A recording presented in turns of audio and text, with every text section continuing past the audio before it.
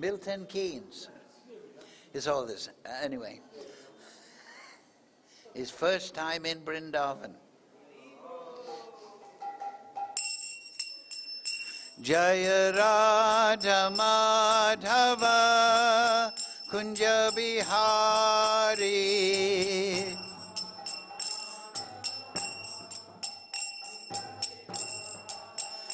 Jaya Radha Madhava Kunja Bihari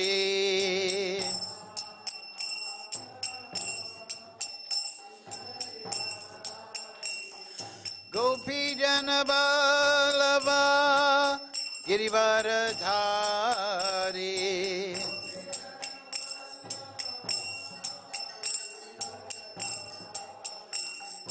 Gopi Jana Ballava Girivaradhari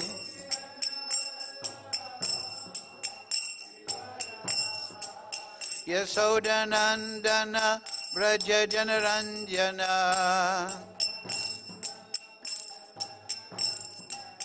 Yasodanandana Braja Janaranjana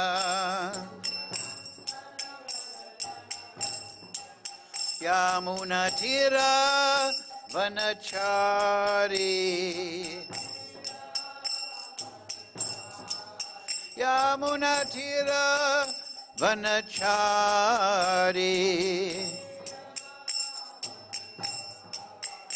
Jaya Radha Madhava Kunja Bihari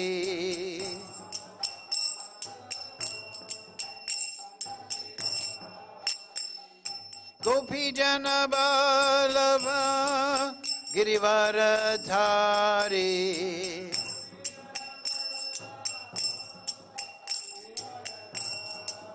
Yasodanandana Braja Janaranjana Yasodanandana Braja Janaranjana Yasodanandana Braja Janaranjana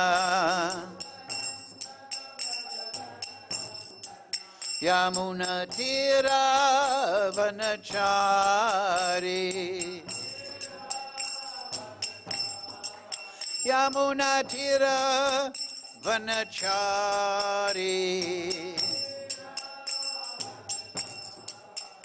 Jaya Radha Madhava Kunja Bihari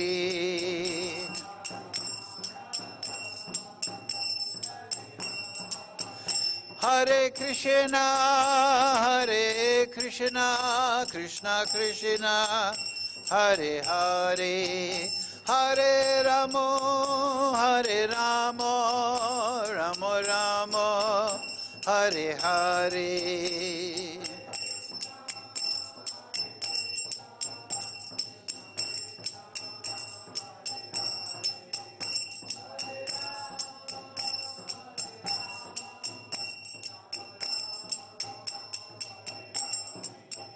Hare Krishna, Krishna Krishna, Hare Hare, Hare Ramo, Ramo Ramo, Hare Hare.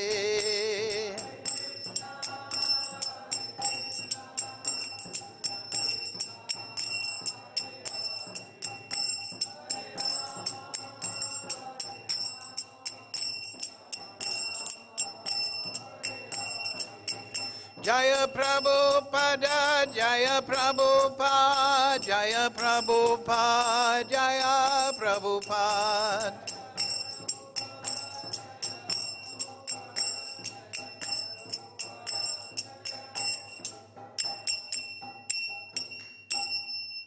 Jai Om Viṣṇu Pad Paramahamsa Parivakacharya Srimad His Divine Grace Srila Bhaktivedanta Goswami Maharaj Srila Prabhupada Ki Jai. Jai Om Viṣṇu Pad Paramahamsa Parivakacharya Srimad His Divine Grace Srila Bhaktivedanta Goswami Maharaj Srila Prabhupada Ki Jai. Srila Gokishore Das Babaji Maharaj Ki Jai. Srila Thakur Bhakti Vinoda ki jai. Sri Guru Parampara ki jai. Grantharaj Srimad Bhagavad-gītā ki jai. Vrindavan Dham ki jai. Sadhu Sangha ki jai. All glories to the assembled devotees. All glories to the assembled devotees. All glories to Shri Shri Guru and Gauranga. Go Premananda Hari Hari Bol. Om Namo Bhagavate Vasudevaya. Om Namo Bhagavate Vasudevaya. Om Namo Bhagavate Vasudevaya. Om Jnana Timarandasya Ganandana Salakaya Chakshurun Militam Yena Tasmai Shri Gurave Namaha.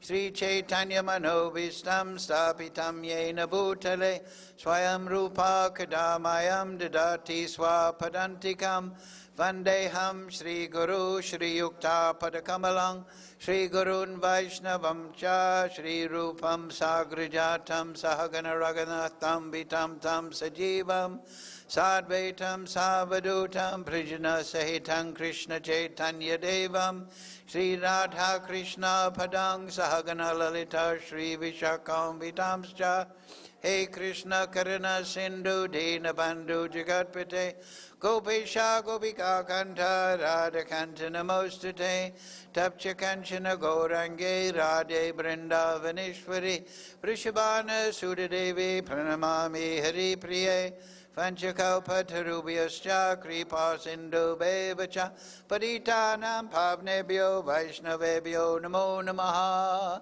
Shri Kṛṣṇa Chaitanya Prabhu Nityananda Shri Advaita Gadadhara Shivasadi Gaura Bhakta Vrinda Hare Kṛṣṇa Krishna Krishna Hare Hare Hare Ram Ram Ram Hare Hare. So reading from Srimad Bhagavad-gītā as it is, translation and commentary Srila Prabhupada. Today's verse, chapter 9, the most confidential knowledge, number 24.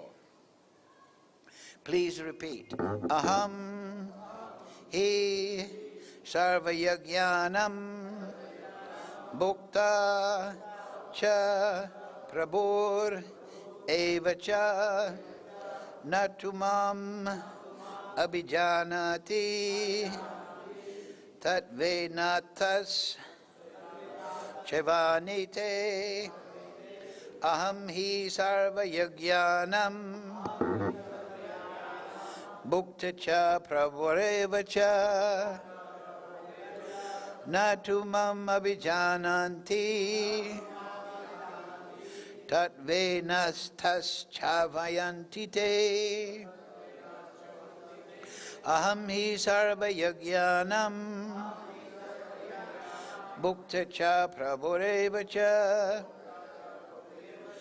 natumam abhijānanti tattvenātaś cyavanti.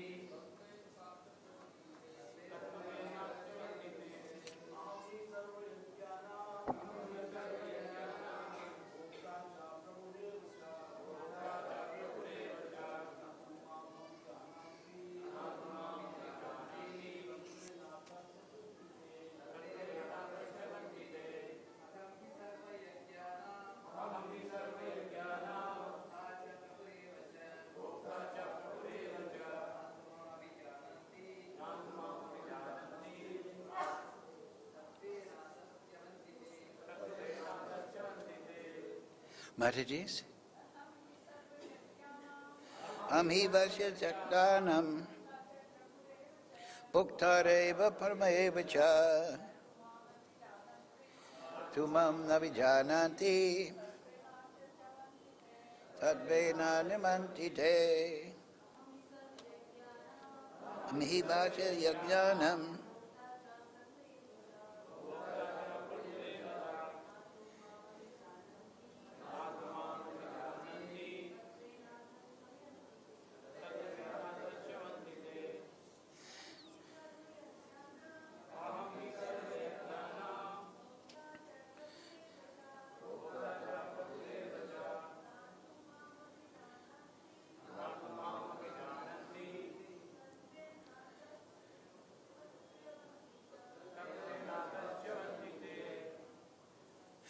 Okay, word for word, please repeat. Aham, I, he, surely, sarva, of all, bhoktā. What am I doing wrong? Huh? Yajñānām. Oh, sarva-yajñānāṁ. Sacrifices. Bhoktā, the enjoyer. Cha, and. Prabhu, the Lord. Eva, also. Cha, and. Na, not. Tu, but. Mam, me. Abhijānanti, they know. Tattvena, in reality. Ataḥ, therefore. Cyavanti, fall down. They. Translation Srila Prabhupada. I am the only enjoyer and master of all sacrifices. Therefore, those who do not recognize my true transcendental nature fall down. Please repeat. I am the only enjoyer and master of all sacrifices. Therefore, those who do not recognize my true transcendental nature fall down. Purport Srila Prabhupada. Here it is clearly stated that there are many types of yajña performances recommended in the Vedic literatures, but actually all of them are meant for satisfying the Supreme Lord. Yajña means Viṣṇu. In the third chapter of the Gita, it is clearly stated that one should only work for satisfying Yajña or Viṣṇu. The perfectional form of human civilization, known as varṇāśrama-dharma, is specifically meant for satisfying Viṣṇu. Therefore, Kṛṣṇa says in this verse, I am the enjoyer of all sacrifices, because I am the Supreme Master. Less intelligent persons, however, without knowing this fact, worship demigods for temporary benefit. Therefore, they fall down to material existence and do not achieve the desired goal of life. If, however, anyone has any material desire to be fulfilled, he had better pray for it to the Supreme Lord, although that is not pure devotion, and he will thus achieve the desired result. Makam korochi vachalam pangam laite girim yad kripa tam aham bande Shri Gurun dinatarinam aham hi sarva-yajñānāṁ bhoktā cha prabhur eva cha natu mam abhijānanti tattvenā cyavanti te. I am the only enjoyer and master of all sacrifices. Therefore, those who do not recognize my true transcendental nature fall down. Yes, so subject here is yajña. Yajña, root meaning is that which is done for the other. The teacher sacrifices his time for his students. The doctor sacrifices his time for his patients. the parents, they sacrifice their time, their money for the children. So yajña means to do for the other. So of course, everything in the creation we see here in this particular chapter, Kṛṣṇa is specifying, has emanated from him. As he will say in the Chatusloki in the 10th verse, ahaṁ sarvasya prabhu matak sarvam pravartate. That everything material and spiritual has emanated from me. Iti matva, those that understand this, those that know this, bhajanti mam, they worship me. Buddha bhava samambita. So they gain great intelligence and they gain realization of the Supreme by this yajña.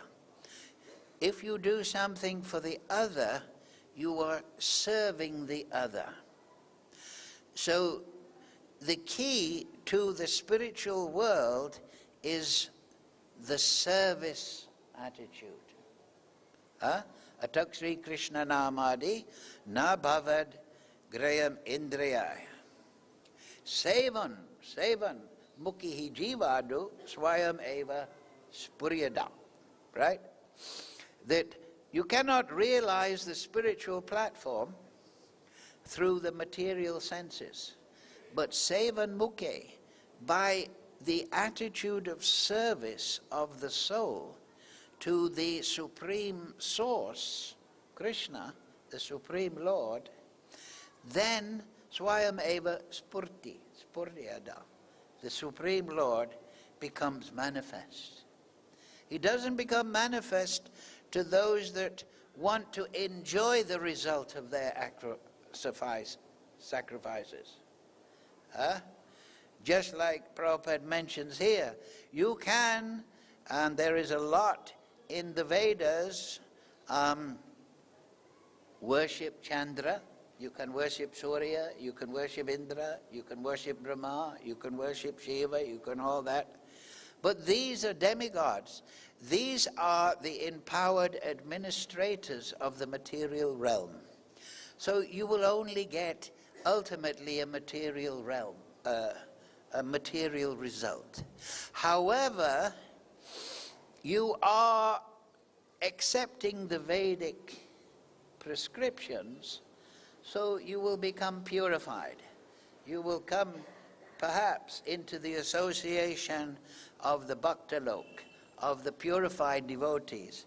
You will understand that ultimately your behavior, your yajña, is not reaching the ultimate point. The ultimate point is Sri Kṛṣṇa. However, you will still get the result from Chandralok. So earlier in the 4th chapter, in one purport, Prabhupada explains that that is how we can distinguish between different yajñas. Different yajñas, they can be divided into two. One is for a material result, and another yajña is for a spiritual result. Basically, there are two creations. There is the spiritual creation, the eternal creation of Krishna Leela, there is Haridam, and there is the material creation. Maheshdam is between the two, and then there is Durgadam, the material creation. So you can perform tapasya, yajña, austerity, for getting a material result. And then you can elevate yourself within this material world and enjoy the Nandanandan gardens, the singing and dancing of the apsaras. You can enjoy long life in a subtle realm with a subtle body in a beautiful condition for millions of years. But just like if you go on holiday, you can only stay in the fancy hotel for as long as you have money. everyone will keep you in the hotel and serve you and bring you lemon juice and orange juice and fruit plate, as long as you're paying the bill. So through yajña you get some material credit. But material karma is temporary. 5 subjects in the Gita. Karma is temporary. The result of karma is temporary. You do some good result, yes, you will get some good result, but only in proportion to that good activity, and everything in the material world is limited and temporary. So therefore Kṛṣṇa is explaining here in this section that this is a foolish activity, to spend your money, your yajña, your efforts, your tapasya to get something temporary. If you can get something eternal. There is that verse, Prabhupada references it at the end of the purport, sarva-kama, muksha-kama, akama sama-kama, muksha-kama udariyati, trivrena bhakti-yogena purisham param. That whether you want a material result, or you want liberation, or you have no desire, whatever, you should still worship the Supreme Person, because you'll be connecting in a mood of service, in a mood of giving to the ultimate source. So that connection with the Supreme Lord, even though it's motivated, is attaching you to the Supreme Lord. And that attachment will develop. The good example in the Bhagavatam, as you know, Dhruva Maharaj, right? He was insulted by his stepmother. So he wanted a big kingdom. So he went to the forest. He was a small boy. He didn't know Siddhanta. He didn't know anything. But he was determined. Dhruva means fixed. We have Dhruvaloka, the pole star. It is fixed in the sky. All the other planets, they circumambulate. So Dhruva means fixed. He was fixed. He asked his mother, one of the co-wives of the king, "Mother, I want to see Viṣṇu. I've heard he's in charge of everything." "Well, I don't really know much about Viṣṇu, my dear son, but I've heard that the sadhus, they go to the forest where it's nice and quiet. No talking, please. Mat bolo, muskal hoga." So he went to the forest, and he was so fixed. Narada Muni came, he gave him Om Namo Bhagavate Vasudevaya, the mantra. So he chanted that continuously, to such an extent that eventually Viṣṇu came. He said, "What do you want?" I said, "Well, I wanted a gigantic kingdom, bigger than my father. The stepmother has insulted me, and now, but now I've seen you, I don't want anything else. I want your service, I want your association." So this is bhakti.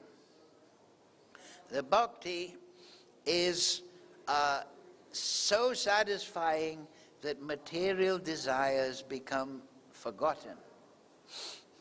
So it's very important that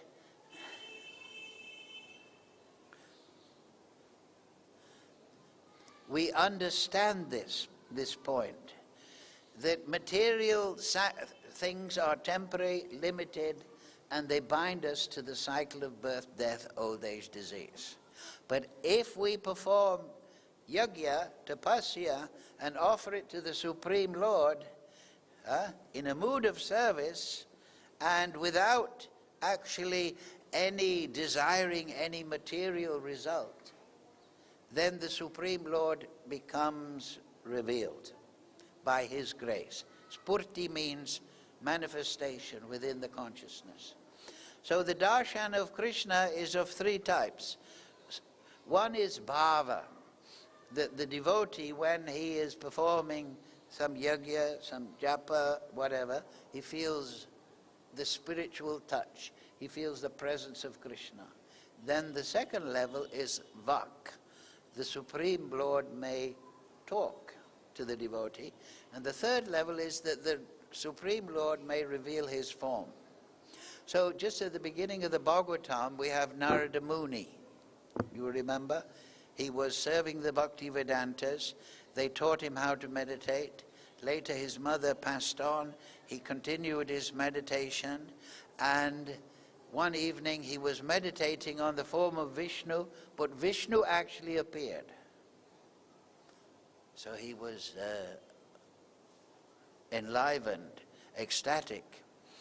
And then he tried to, but then Viṣṇu disappeared. He tried to conjure up the form of Viṣṇu again, but then Viṣṇu spoke to him, but didn't appear. He said, Narada, or it wasn't Narada Muni at that time, I have appeared to you to encourage you, so that you will continue with your tapasya, your austerity, and you will purify yourself to the extent you can realize me.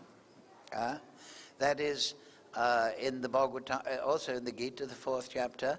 When you've seen the truth, you will know that all beings are in me, are but part of me, and are mine. This is the Mahabhagavat consciousness, that everything is spiritual. All living entities, they belong to Kṛṣṇa. Kṛṣṇa is residing in the heart of all living entities. The Mahabhagavat sees all living entities connected to Kṛṣṇa. He sees, and that is the actual reality. So, the greatest yajñas are those that give spiritual realization, not material benefits, which are limited and temporary. So, this is a strong point to understand. But then, as Prabhupada says here in the Purport, that if you do want some material thing, then apply to Kṛṣṇa. Because then you're approaching the Supreme Source, so it's the most personality you can approach, and you will get your result, but you will also get the connection to Kṛṣṇa. Ye tam mam prapadyante tam steva bhajami aham. All of them, as they approach me, I reciprocate accordingly. Everyone follows my path in all respects. So they actually, even if we are approaching Chandra or Indra or Shiva, we're still approaching Kṛṣṇa. And this is the other point here in this verse. I am the only enjoyer and master of all sacrifices. Ultimately, the demigods are the empowered representatives of Kṛṣṇa.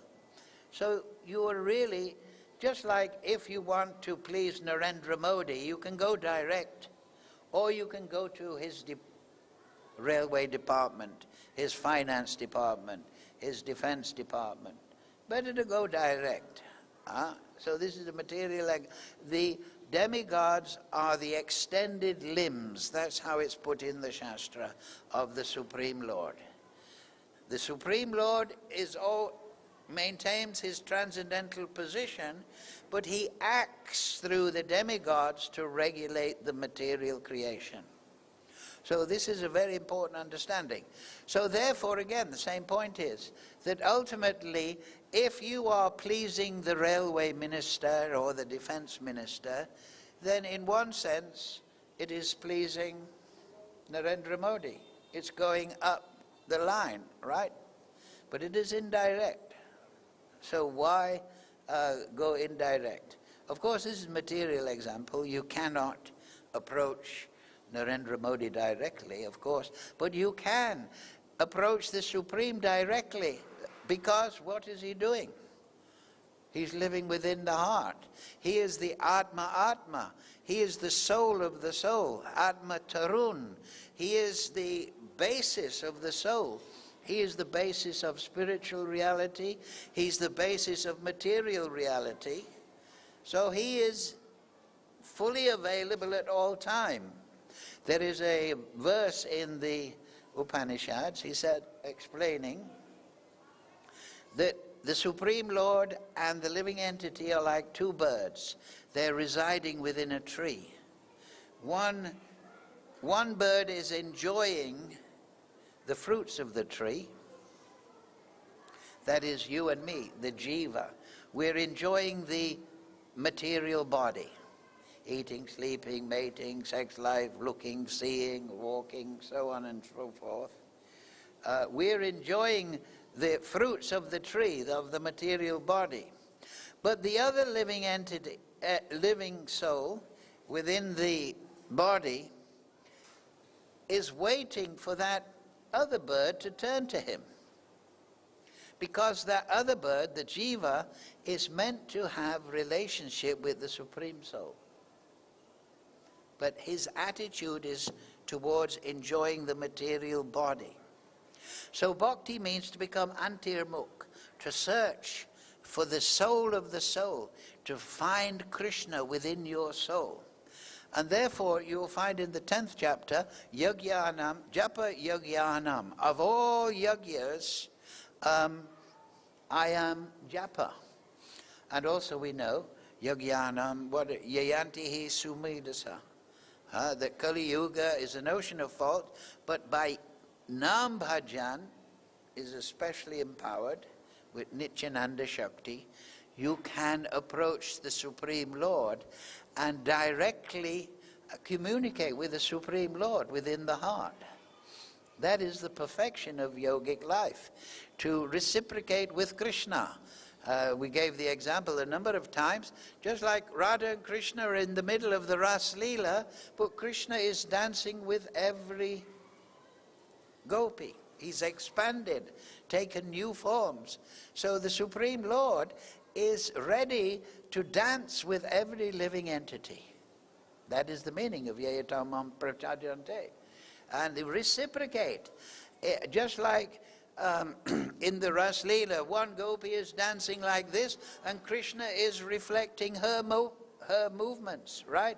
When you dance, the female dancer may make this, and then the male dancer reflects that. So that is the actual spiritual state, to be reflecting and interacting with the Supreme Lord. So that the approach to that is yajña. The yajña is to give up aspiration for material results in life and try to spend one's time and energy to get spiritual results. And that is the perfection of yajña. So this is not very difficult to understand if we have the right knowledge. So Kṛṣṇa is saying that because I am the source of everything, all things ultimately should be offered to me. Later on he'll say, oh yes, next verse is famous. Yanti deva vrata devam. Those that worship the demigods will take birth amongst the demigods. Those that worship the ancestors, the pritris, go to the ancestors. Those that worship ghosts and spirits, that's very powerful, very common in Kali Yuga. The Rakshasas, they worship by terrible yajñas, ghosts and spirits. And those who worship me will live with me. So Kṛṣṇa is saying they're all worshipping, but those who worship Kṛṣṇa, they get an eternal result. And then Kṛṣṇa explains, oh, how do I perform yajña? So sometimes like people think like that, oh, I don't have lots of grain. But this is the fact, that now in Kali Yuga people are sacrificing animals and even human beings to ghosts and spirits. Satanism, Luciferianism has always been there. So this is a terrible thing. But what does Kṛṣṇa say? If one offers me with love and devotion a leaf, a flower, a fruit, or just water, I will accept it. Of course, we know in the Vaishnav pot, we put tulsi with our offering. And it is explained in Shastra that Kṛṣṇa explains that if somebody offers me some water with a tulsi leaf, I consider that the greatest yajña. Huh? So yajña doesn't mean a great tapasya or tons of grain. What really appeals to Kṛṣṇa is the devotion of the devotee. Anyway, while we're talking about the different yajñas on the subject, we'll read something so that you know the different types of yajñas that Kṛṣṇa has mentioned earlier in chapter 4. Some yogis perfectly worship the demigods by offering different sacrifices to them, and some offer them sacrifices in the fire of the Supreme Brahman. So this is yogis, right? Kṛṣṇa is talking here, you can offer yajñas to the demigods. There's prescription in the Vedas for particular yajñas to Chandra, to Surya. The Vedas, each Veda can be divided into 4 parts. There is samhitas, there is yajñas, and rangyajñas, and there is Upanishads. So samhitas means collections of prayers, and to different demigods for different yajñas. And then there is different yajñas prescribed to Chandra, Surya, Indra, so on and so forth in the Vedas. The Vedas is a vast book. And then there is aranyajñas, and that is discourses between the guru and the disciple. How to perform the yajña with the proper samhitas, prayers, and the proper procedures. And then there is the Upanishads. The Upanishads, they direct the disciple. They're also guru and disciple discussions, but they direct the disciple to Brahman, to the transcendence. There is one verse in the Gita earlier on, Traigunya Vishya Veda, Nistraigunya Bhavajana, Nirvanvo Nityasatvasto, Niryoga Shema Atmavan. Kṛṣṇa is telling Arjuna, he says, the Vedas mainly deal with the 3 modes of material nature. They're telling, we're in the material energy, so the Vedas are telling us how to live properly in the material universe. Varṇāśrama Prabhupada mentions, what's that verse? Yagyata karmano nyata lokoyam karma bandhana. That you should perform yajña to Viṣṇu so that you don't become bound by karma in the material world. But, so this is the main subject, or the main volume of the Vedas. But then Kṛṣṇa says, rise above this material activity, this material energy, and nitya, become established in the self, the Supreme Self. If you perform the Vedic yajñas, you become established in the material energy, perhaps in a higher realm. But if you, that is not to be recommended, Kṛṣṇa says.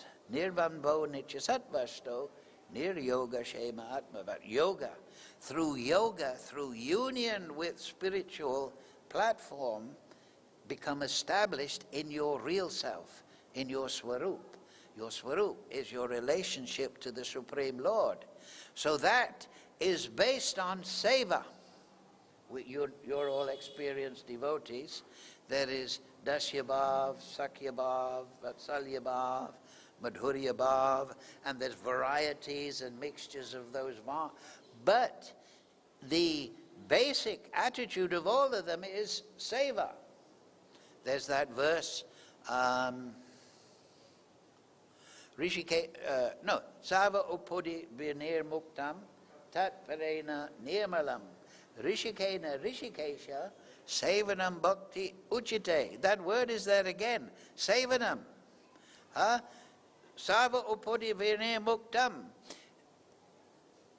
The real highest level of yajña and seva is to I am spirit soul. Upadi, this material, I am this body, I am that body. Now everyone is talking about pronouns and this body and that body, right? But we're nothing to do with the body. We're the spirit soul within the body. We're not the motor car, we're the driver. So we are the soul within the body. So vinirmuktam, packed through knowledge given by Guru and Sadhu, give up this misconception. Rishikena Rishikesha, the Supreme Lord is the master of the senses. You have senses. Use your senses, sevanam bhakti ujjate, in a mood of service. You want to eat nice vegetarian foodstuffs, so offer it first to Viṣṇu, to Kṛṣṇa. Then it'll be purified. So this is the science of life. And through this seva bhav, we develop our connection with Kṛṣṇa. If the seva bhav is not there, then there is only the mercy of kripa. Kṛṣṇa may be very merciful and try and give you sadhu sangha and try and give you shelter. But if you want to directly realize Kṛṣṇa, Atma Atma, you have to have seva bhav towards him. And therefore you can do everything. I'm looking after the wife and children as a service to Viṣṇu, in a mood of service. The doctor can look after his patient as a mood of service to Viṣṇu. Whatever circumstance, we should sato vrite, we should live a pure life, and then that can be offered to Viṣṇu. So, but Kṛṣṇa is saying then that by this practice of seva bhav, you will come to me.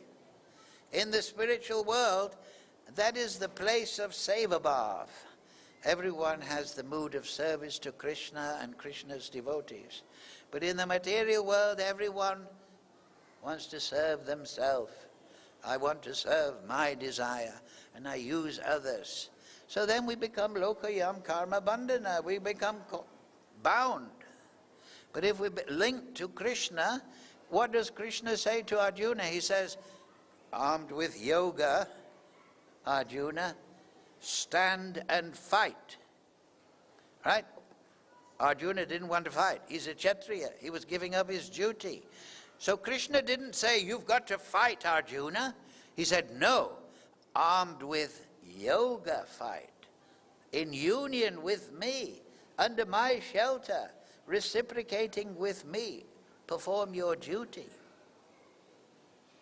So, this demigods, this is this, and then some of them sacrifice in the Supreme Brahman. That is talking about yogis that want to merge into the Brahmajyoti. Some of them sacrifice the hearing process and the senses in the fire of the controlled mind. So some, like the brahmachari, he should hear from the guru, from the sadhu. So he's sacrificing, he's using his senses to hear spiritual knowledge. So this is a sacrifice. Instead of watching the television, he's listening to guru. That's controlled mind. Tapasya means that, voluntary control of the mind. Voluntary means by my choice. I'm not letting my mind run here and there, but now I've decided I want to be a musician. So I'm going to practice regularly every day. That is tapasya. I'm making the decision to control my mind. So a devotee decides, I'm not going to be caught up in the material politics and all this. I have to keep in touch with the world, yes, but my main concern is to discipline my mind, to chant japa, to meditate regularly, to study spiritual knowledge regularly, and in that way I will get the result of that tapasya. So that's tapasya. I'm choosing what I want. Now some people just get carried away with life, and then they don't achieve anything, material or spiritual, right? Oh, I just let it all hang out. Well, yes, then that's a very dangerous mentality in Kali Yuga. because there's many rakshasas and asuras propagating very bad things in society. So a devotee, Lord Chaitanya said, asatsangi tyagi e Vaishnav achar. You have to be careful of your sangha. You become influenced. If you mix with drunkards, you're going to start becoming a drunkard. Right? If you mix with musicians, you'll try and learn the guitar. But if you mix with bhoktas, maybe I'll try chanting. So it's very dangerous to mix with devotees. It can ruin your life. Be careful, Nigel. So, right? Oh yes, and some offer different objects, the senses, in the and sound.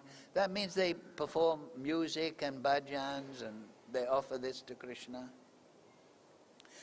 Those who are interested in self-realization in terms of mind and sense control offer the functions of all the senses, as well as the vital force, breath, as oblations in the fire of the controlled mind.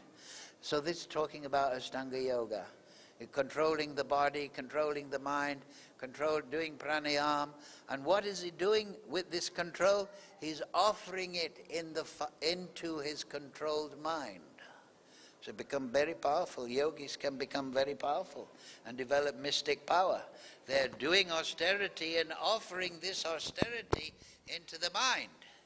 So indirectly, as we say, they are worshipping Kṛṣṇa. You can develop, and yogis, sometimes they become distracted. I want to develop mystic power. But that mystic power is a mistake. And then Kṛṣṇa, and there are others, enlightened by sacrificing their material possessions in severe austerities. They give up, like Rupa and Sanatan, they gave up the association. They were big leaders in high government post, but I give that up. Maharaj Bharat in the Bhagavatam, he gave it up, went to the forest. So they sacrifice all their material opulence. They take strict vows and practice the yoga of eightfold mysticism. And others study the Vedas for the advancement of transcendental knowledge. They study the Vedas, they read that section, they study the Srimad Bhagavatam is particularly recommended in Kali Yuga, how the world is created, what are the three modes, what is the function of the demigods. They're fascinated by all the knowledge in the Vedas. What is the position of Paramatma? How does karma work? What is vikarma? What is ugrakarma? So they're studying all the knowledge in the Veda, and they're getting, great enlightenment for the advancement of transcendental knowledge. So they're becoming aware, and that's very important. Because this is the world of illusion. How is illusion dissipated? By knowledge, right? Light dissipates darkness. So Maya is that misconception about the world. But the Vedas teach us how the world actually works. And then there are even others, Kṛṣṇa say, who are inclined to the process of breath restraint to remain in trance. That is kumbha, You breathe out, you stop breathing. You breathe in, you stop breathing. So this is a way of entering mechanically into a trance state. But you have to perform preparations for this. Don't do it when you're driving.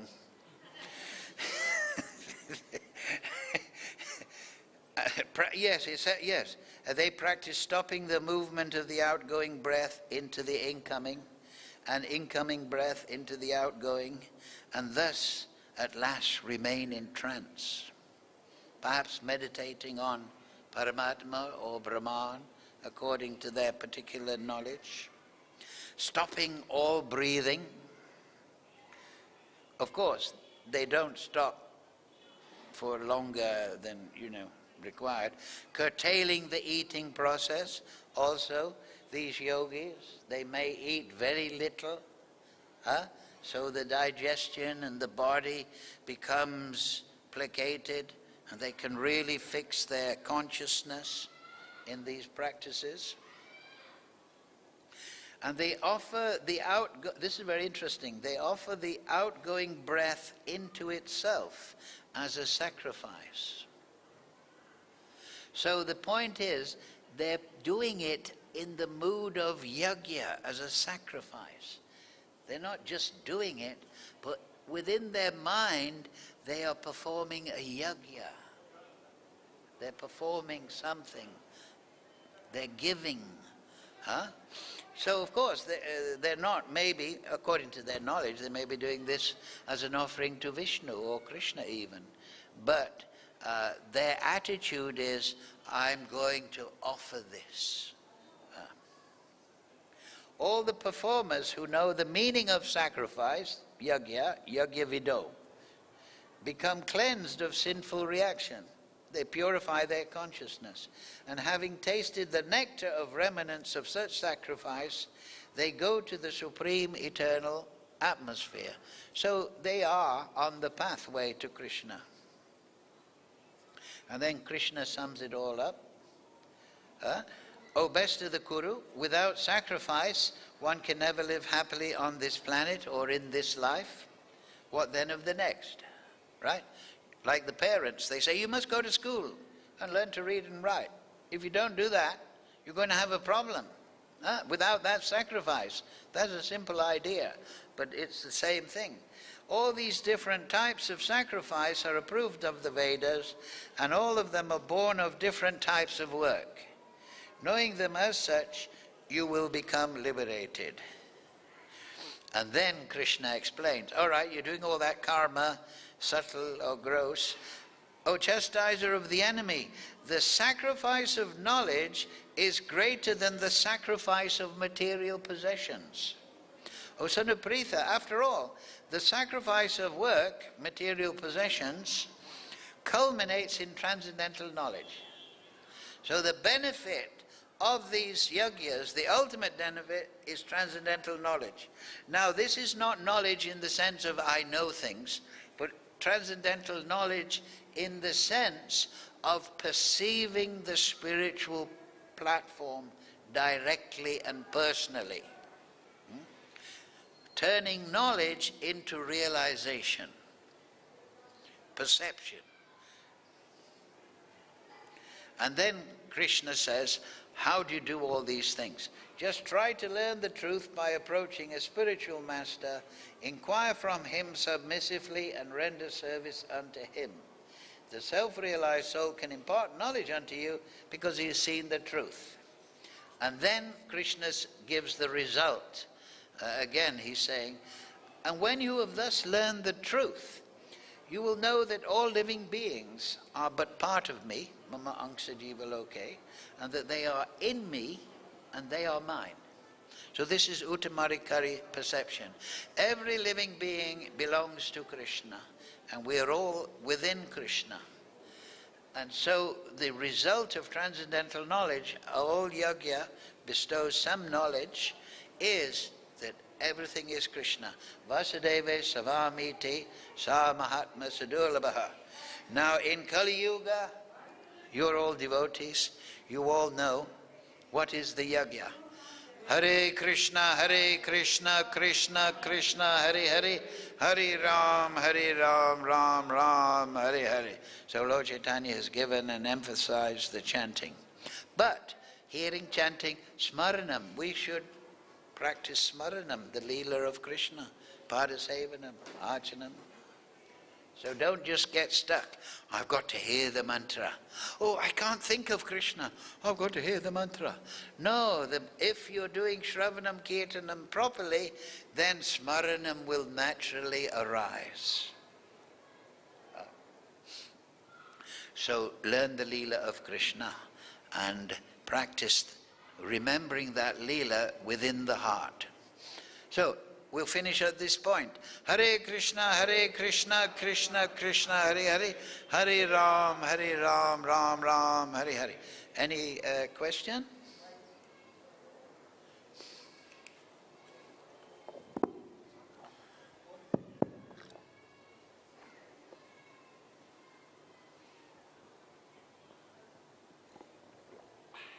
Hare Krishna, Prabhu. Yes, Hare Krishna. Prabhu, it is the last sentences. Therefore, they fall down. Yes. Materially existent and do not achieve the desired goal of life, because they are not satisfied. They are worshipping demigod.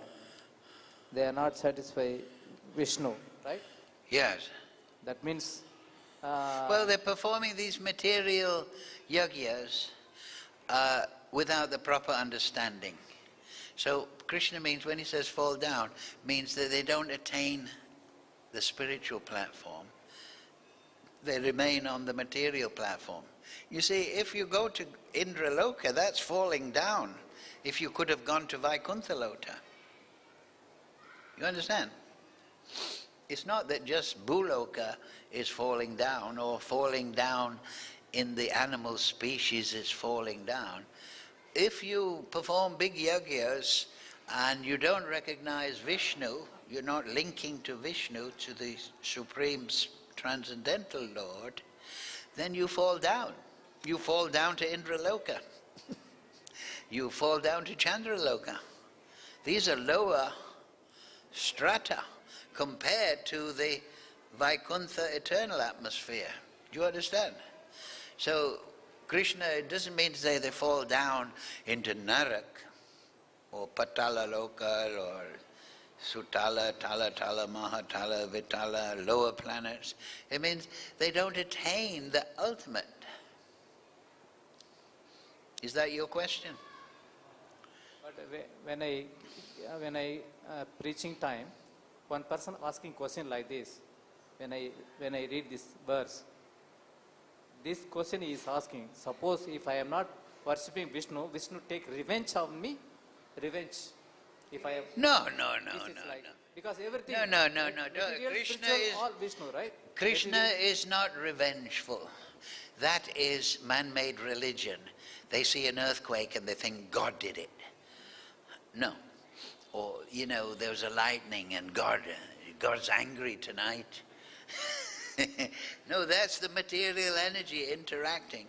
Krishna is an ocean of mercy, Kripa Bindu. He's always, but he is fulfilling your desires, your or mine or anyone's desires.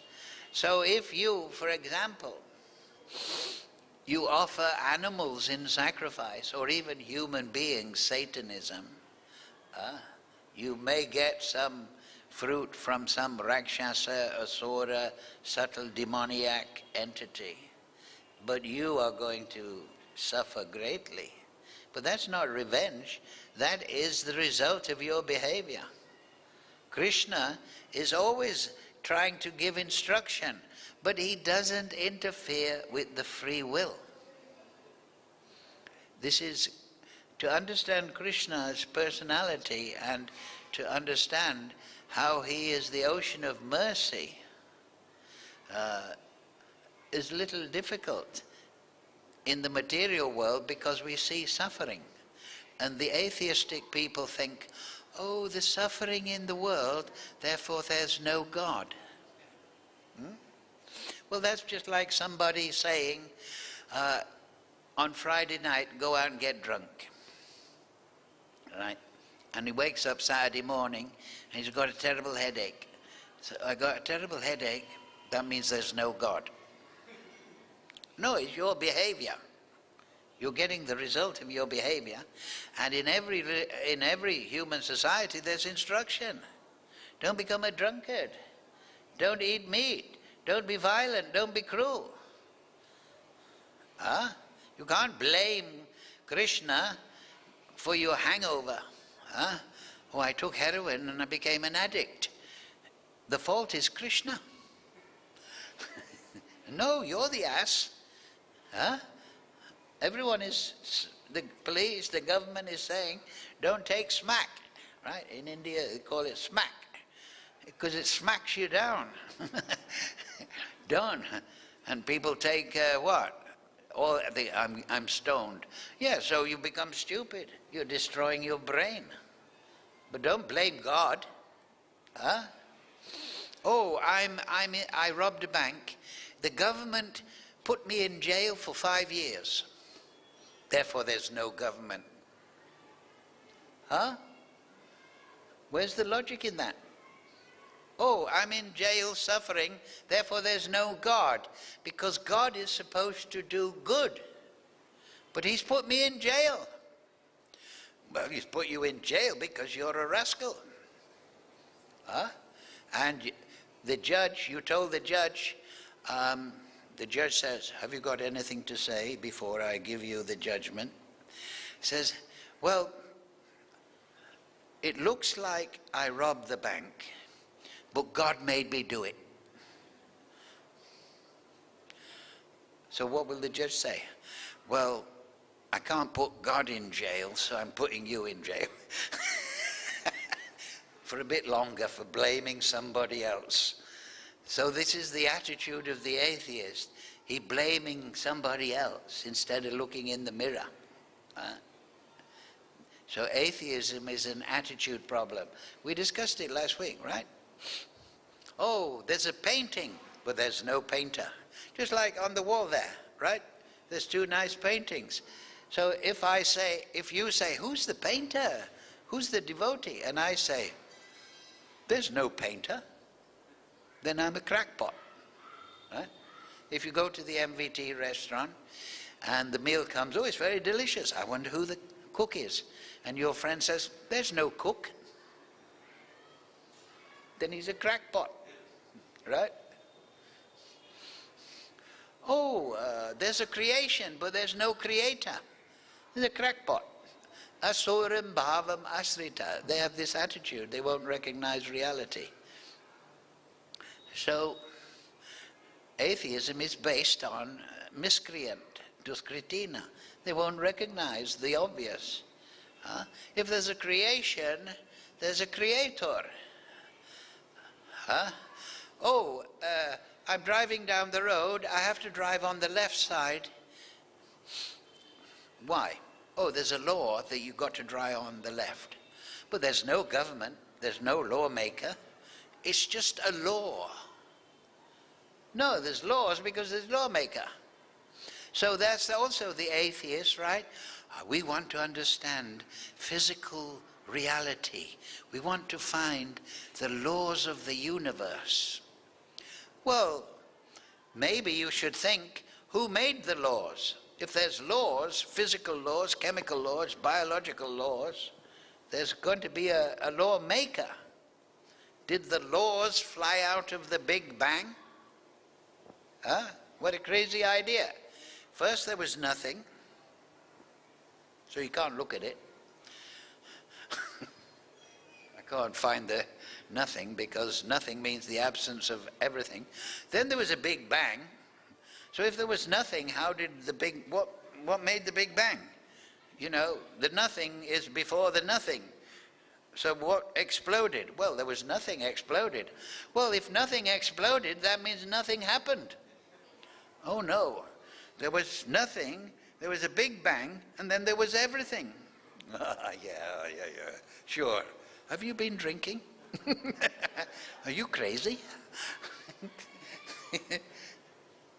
Like we gave the example last year. Right? You've got a small boy. Oh, Daddy, give me some money so I can go to the corner shop and buy some toffees. Don't worry. You can go to the corner shop and get everything you like. But Daddy, I've got nothing in my pocket. No. The scientists say that from nothing, everything comes. So you just tell the shopkeeper, I've got nothing, but you've got to give me everything. So this is the basis of modern Kali Yuga science, right? There was nothing, but nothing cannot be. because nothing means nothing. So you can understand then that there is only existence. Try to understand. There is not non-existence, because non-existence by definition doesn't exist. So there's only creation, actually. But the material world is a flux creation, it's changing, and the spiritual creation is eternal, it doesn't change. So there's no such thing as nothing. But in the mind of the scientist, he's got nothing in his head.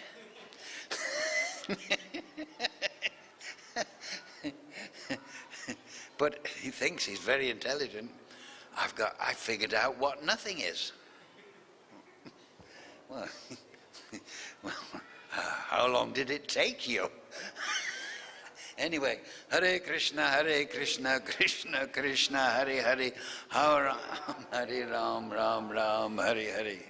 Thank you all very much. See you next. One question. Prabhu, during speaking regarding this japa, you said one word, Nityananda Sakti. Can you say something about Nityananda Sakti? Well, the Maha Mantra, Nityananda Shakti is Guru Shakti. So the Maha Mantra is especially empowered with Guru Shakti. It teaches the soul directly. It awakens the soul. Because we approach the Supreme Lord through his devotees. The devotees are the Guru Shakti, they carry Guru Shakti. So that Guru Shakti is in the Maha Mantra, especially empowered. So if you chant Hare Krishna mantra sincerely, the Maha Mantra can reveal everything to you. It will. It's got, because Guru teaches the disciple Krishna. Guru Shakti is an Angamanjari. She's the younger sister of Radharani. So when we take shelter of Guru, Sadhu, Shastra, we're taking shelter of Guru Shakti. Guru Shakti is teaching us. Then Anangamanjari, you can read Ramchandra Puri, Anangamanjari Samputika. Then when the devotees developed, Anangamanjari introduces the devotee to Radharani, and Radharani engages that devotee according to Swarup. In Chaitanya Leela, Anangamanjari is Janavi, the wife of Nityananda Prabhu. There's many songs. Nitai Pada Kamala, Koti Chandra Shushitala, right? Narottam Das. Radha Krishna Nai Paibe. Without the mercy of Nityananda, you cannot attain Radha Krishna. That means without Guru, without devotee, without sadhu, you cannot attain Krishna. Just like the demigods are the empowered representatives of Krishna in the material world for regulating. So the bhakta are the empowered representatives for giving Kripa Shakti. We say Vaishnavebhyo Kripa Sindhu Bhaevacha. The Vaishnava carries the mercy of Krishna.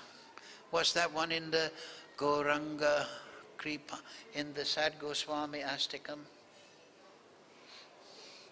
So the Vaishnavas, the devotees, the real devotees, not the Kali Chela, they are receptacles of Kripa,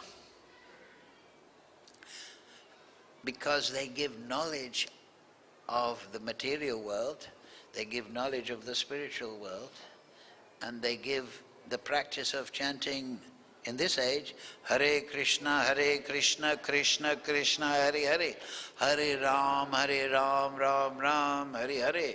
Therefore we just read, right? Tadvidi pratipatena pariprashnena sevaya. You should approach the sadhu and you should ask questions. And then the sadhu can tell you. That is the process. Shravanam Kirtanam, right? Parikshit Maharaj was asking questions to Sukadeva Goswami. The sages at Naimisharanya, they were asking Sutta Goswami. The Bhagavatam is full of discussions between disciple and guru. So that is the process. So the Maha Mantra is guru also. And I've seen, if somebody starts chanting Hare Krishna, they wake up. Their spiritual life begins automatically. Because Guru Shakti and Krishna combined. And also Radharani is there. Hare is Radharani. Okay, thank you all very much. See you next Friday, 5:30. Hare Krishna. Hare Krishna, Krishna Krishna, Hare Hare, Hare Ram, Ram Ram, Hare Hare. Keshi Damana Prabhu ji.